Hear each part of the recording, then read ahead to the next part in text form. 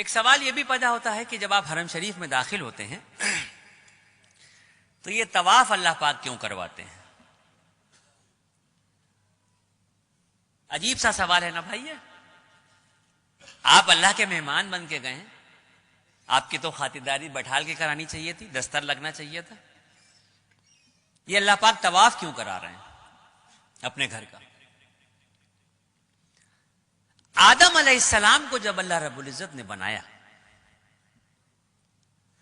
فرشتوں کو جب یہ حکم دیا کہ آدم کو سجدہ کرو، اللہ رب العزت نے آدم علیہ السلام کا اور فرشتوں کا ذہنی اعتبار سے مقابلہ کروایا، اور اس ذہنی اعتبار کے مقابلے میں آدم علیہ السلام کی جیت ہوئی، اور فرشتوں نے 7ویں آسمان پہ بیت المعمور کے نام سے اللہ کا ایک گھر ہے اس کا طواف کیا.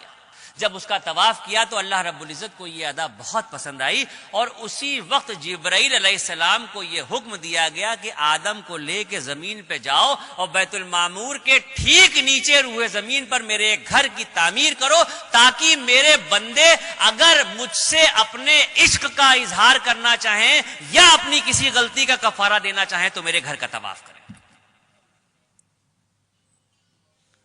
اگر مجھ سے اپنے عشق کا اظہار کرنا چاہیں یا اپنی کسی غلطی کا کفارہ دینا چاہیں تو میرے اس گھر کا طواف کریں. اور سن لیجئے، ہم جو اللہ کی اشرف المخلوق ہیں، ہماری جب تک سانس چل رہی ہے آپشن کھلے ہوئے ہیں ہمارے سامنے. ہم زندگی میں جتنی بار چاہیں مکہ شریف جائیں، جتنی بار چاہیں حرم شریف جائیں، اور جتنا چاہیں اتنا طواف کریں. لیکن وہ جو بیت المعمور کے نام سے اللہ کا گھر ہے جس کے فرشتے صرف طواف کرتے ہیں، تو 70,000 فرشتے روز اس گھر کا طواف کرتے ہیں، اور ایک بار جو فرشتہ طواف کر رہا ہے قیامت تک اس کا دوبارہ نمبر نہیں آئے گا. اتنے فرشتے ہیں، اس درجہ طواف ہو رہا ہے کہ ایک بار جو طواف ہو رہا ہے وہ دوبارہ نہیں آئے گا. اب یہ جو زمین پہ خانہ کعبہ کی تعمیر ہوئی، تو اب تو ترقی ہو چکی ہے دنیا میں، ہر چیز آسان ہو گئی ہے.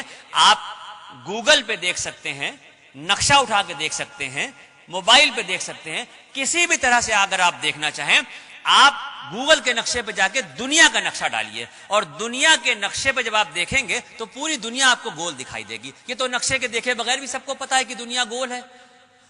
اس دنیا کے گول کے بیچ میں جو سینٹر ہے، بالکل انچوں سے ناپ لیجئے، ایک ایک سوت کے حساب سے ناپ لیجئے، پوری جو گول دنیا ہے اس کے بیچ کا جو سینٹر ہے، اس گول سینٹر پہ یہ کعبۃ اللہ کی تعمیر ہوئی ہے.